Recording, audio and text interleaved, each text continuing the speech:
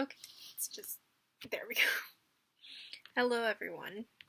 So, thank you for all the support that I've been receiving through this channel. The nice comments, the likes, the subscribers. It's been really great. I just wanted to do a video because on the Voices in My Head Schizophrenia / Psychosis video, there was someone who commented by the name of Saul Shinobi. I apologize if I pronounced that wrong, but I'll read the comment because it's public anyway, so I think they'll be okay with me sharing the comment.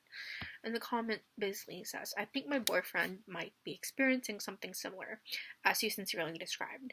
I really want to help somehow. I myself have never really had such experiences, apart from when under herbal influence, and even then, it was 3 times max.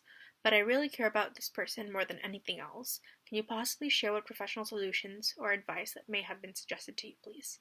Appreciate your sincerity. Very refreshing. Thank you and best wishes." Well, thank you. I'm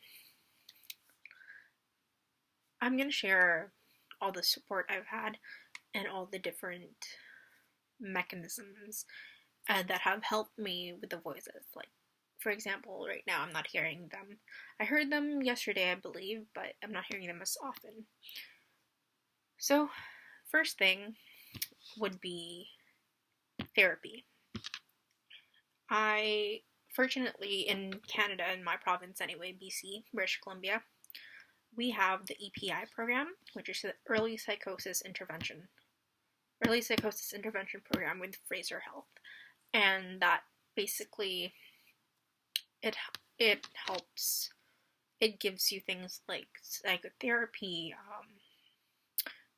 psychiatrists that can prescribe you medication, stuff like that. So I've been going to Royal Columbian Hospital for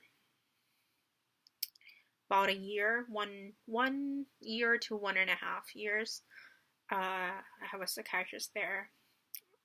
I think 2 psychiatrists there actually, and they're really great. They prescribe me medications. I've been on countless medications. I've been on Abilify, Risperidone,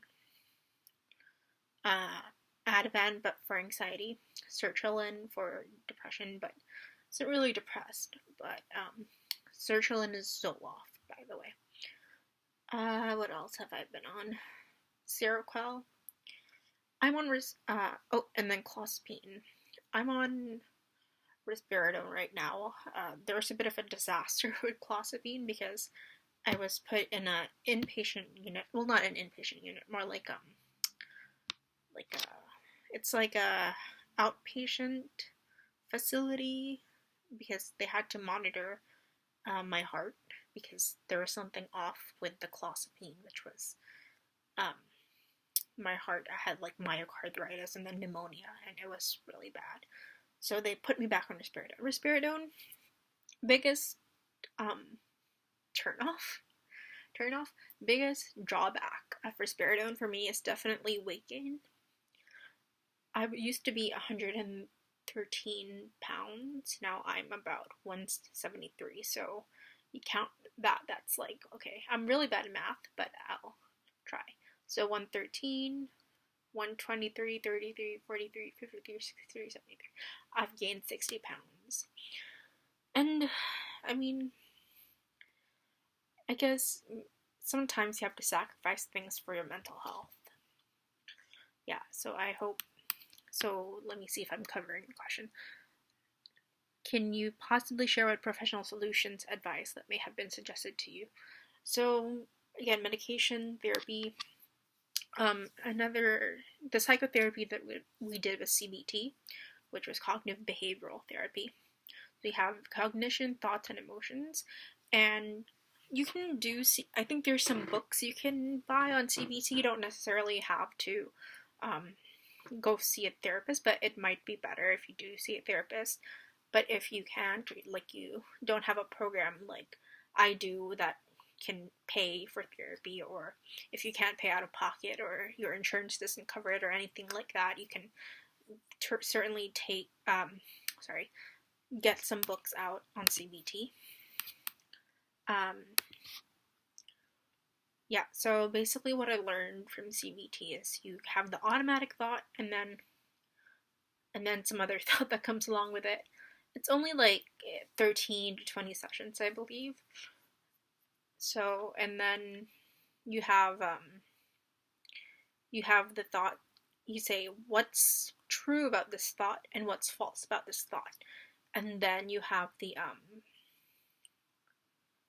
like what you believe this thought means. So that's CBT, and it was okay. It really helped with like the voices thinking. Is it true? What, like, for example, if the voices say something like,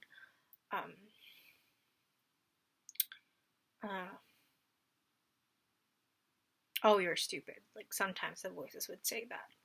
And then you will say, oh, what's true about this? You can say, oh, well, I don't really, for me anyway, I don't really have the best common sense.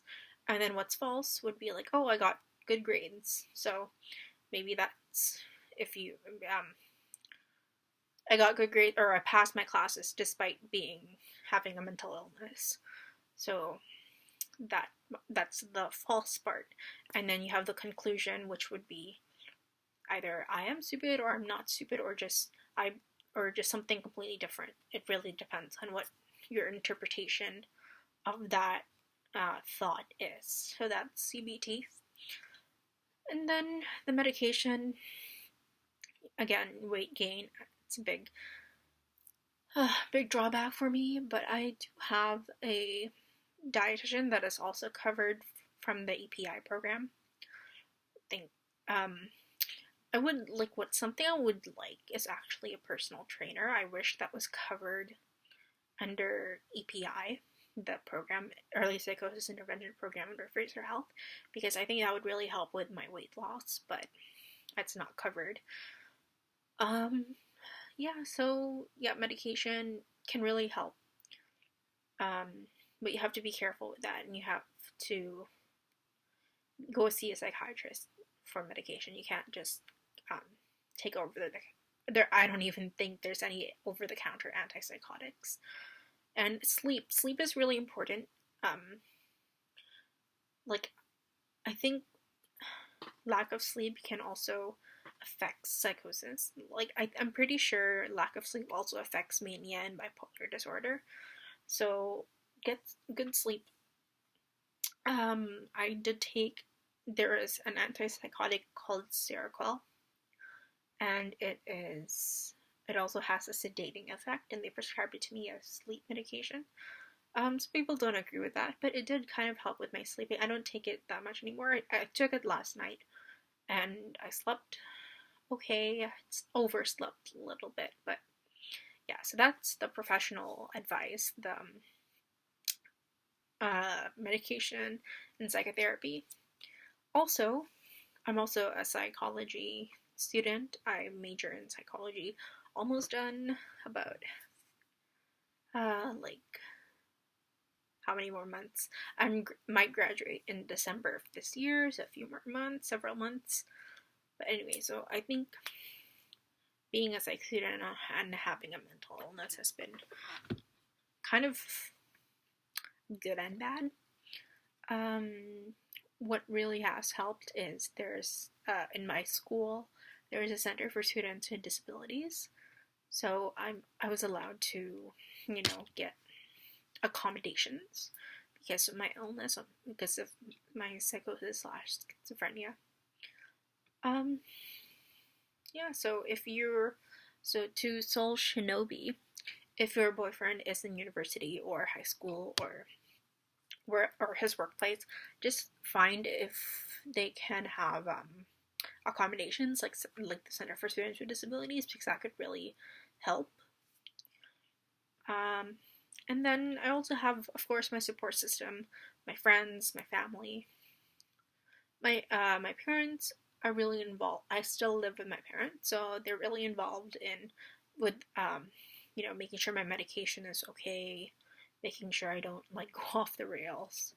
And then I have my friends especially my friends from the church. They've been praying for me a lot and prayer really does work if you're not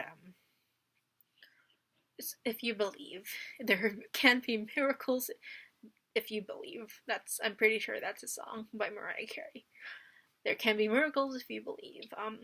Of course, sometimes I get discouraged because, I mean, they've been praying for like a year and yet I still hear voices. However, I don't hear them as often, so there is some progress. So yeah, support system,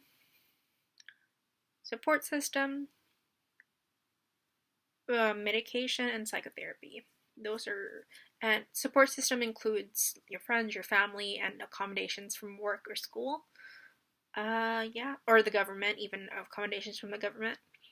So yeah, so support system, medication, psychotherapy, like CBT. I really hope that helps. As it's your boyfriend, right? So you are one of his main support systems. So just everyone, my experience might be different from his. So what works for me may not work for him. However, I think the best would be just to be understanding as just be understanding and help him seek help from a psychiatrist or the government. Like the government could have, I don't know where you live, but the government could have something like early psychosis intervention program that could help him. Yeah, so that's pretty much what my advice is, and that's what the professionals that help me or work with me have told me. So I hope that helps. Thank you for watching.